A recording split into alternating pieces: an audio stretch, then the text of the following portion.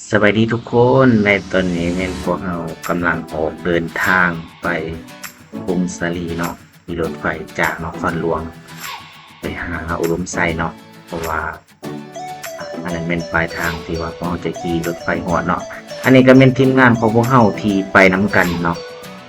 ทีมงานของพวกเราไปน้ำกันทั้งหมดมี6 คนเนาะออกเดินทางมีห้าขึ้นเนาะอันนี้ก็เป็นทีมงานของเราอันนี้เป็นทานรีสังเกียวเนาะเป็นตัวอำนวยการของศูนย์ของพวกเราแล้วก็มีเมดิเจอร์นะสำหรับการเดินทางไปกรุงศรีครั้งนี้เนาะทีมงานของพวกเราก็ประสบภัยหลายเติบเนาะโดยบริกินข้าวเช้าเนาะทุกคนเนาะที่เขาเองเกือบมาสถานีบ่ทันเนาะเนื่องจากว่าบ่มีรถและก็น้ำมันแน่บวกกับน้ำมันแน่ช่วงนี้ก็ขาดแคลนทุกคนก็ต้องได้มีการซื้อของกินหรือก็ซื้อข้าวจีอยู่รถไฟเลยในขณะที่เดินทางก็เอาก็สิได้ชมวิวไปนำเนาะก็จะมีภูผาก็ทิวทัศน์ธรรมศาสตร์ตาม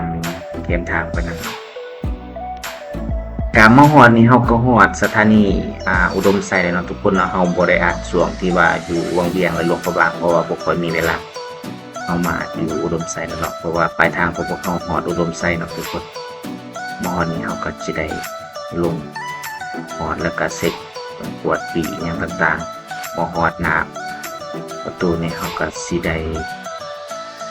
ปวดเซ็กปีแต่ละคนแล้วก็ปวดทีมงานแต่ละคนอีกเทื่อนึงเนาะว่ามีภายในที่มาและมีภายในที่ขาดอย่างต่างๆเพราะว่าทีมงานของพวกเขาแต่ละคนเขาก็ต้องได้ปวดก่อนสิออกเดินทางไปต่อถือว่าตอนนี้เรากำลังเซ็กจำนวนคนเนาะแต่ละทีมเนาะเพราะว่าพวกเขามาอยู่3-4 ทีมเลยเนาะแล้วก็อันนึงจะมีทีมเรเซนเตอร์ศูนย์ของพวกเขาแล้วก็จะมีทีมเกาหลีนำแน่แล้วก็จะมีทีมมาลายแล้วก็จะมีทีมคนประใหม่แน่เนาะที่ว่ามาด้วยกันตอนนี้เขากำลังเช็คจำนวนคนก่อนที่เขาจะออกเดินทางไปกรุงเหนือหรือว่ากรุงศรีนั่นเอง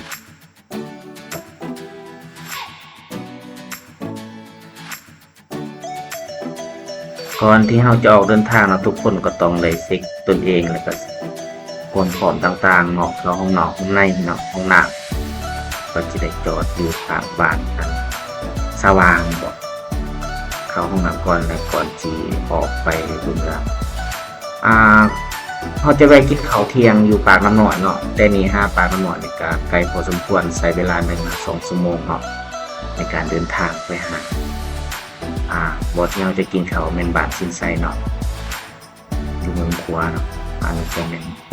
อยู่ทัศธรรมศาสตร์ตามทางมาหอนี่กาไก่จะหอดหมูไก่จะหอดบอลที่เขาจะกินเขาแล้วเนาะเนี่ยอีกประมาณ10 กว่านาทีก็หอดบอลที่เขากินเขาแล้วในการเมนหาอาหารนี่เมนอาหารชิ้นไส้เนาะอาหารบ้านชิ้นไส้เนาะเพราะว่าบ้านนี้มันขึ้นกับบ้านชิ้นไส้เนาะหรือว่าไก่ปากกันหน่อยอาหารในการมีครบทุกอย่างเนาะเป็นข้าวเกรี๊ยวข้าวผัดลาบก้อยนี่มื้อแต่ว่าเฮาจะบ่ได้สั่งลาบก้อยสุดนี้เนาะเพราะญาติมันบ่ทันเนาะและนอกจากนั้นก็ยังมีไข่แพนเนาะแพงพอสมควรแล้วก็มีมะม่วงมะเกี้ยลำมะขามเนาะในกระมะม่วงผู้ใดที่อยากกินแก่น้องนอนหรือว่าเมารถก็สามารถเนี่ยมะม่วงไปได้แล้วก็จะมีอาหารพื้นบ้านเนาะบ่ว่าจะเป็นแจ่วลวกผักปิ้งปลาหรือนอคุมสิเนาะมักสุดสำหรับอาหารนอกจากนั้นก็ยังมีไข่นกกระทาด้วยอันนี้เป็นคำที่เขาเป็นเมื่อที่ว่ายังตายเนาะ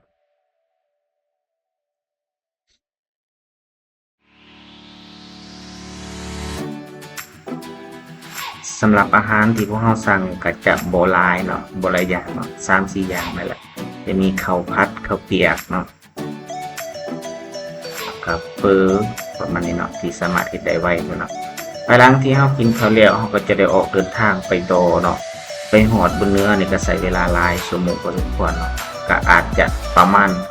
3-4 ชั่วโมงนี่ที่ หอดบนเนื้อเนาะตัวนี้เขาก็ใกล้จะหอดแล้วเนาะพอดีมาหอดบนเนื้อหรือว่ากรุงศรีเนาะอย่างกรุงศรีเนี่ยกับประมาณ5 โมงป่ายเนาะทุกคนถือว่ามื้อนี้เขาใส่เวลามืดมื้อเลยเนาะในการเดินทางสำหรับมากรุงศรีเนาะอันนี้ก็มาหอดโรงแรมที่ว่าเราพักประจำเนาะอันนี้เป็นโรงแรมอินเตอร์แสงที่ว่าตั้งอยู่ใจกลางของเมืองบนเนื้อที่ว่าทุกเทื่อที่เขามาเขาต้องสิได้พักอยู่โรงแรมนี้เนาะเพราะโรงแรมนี้ก็สะดวกสบายเลย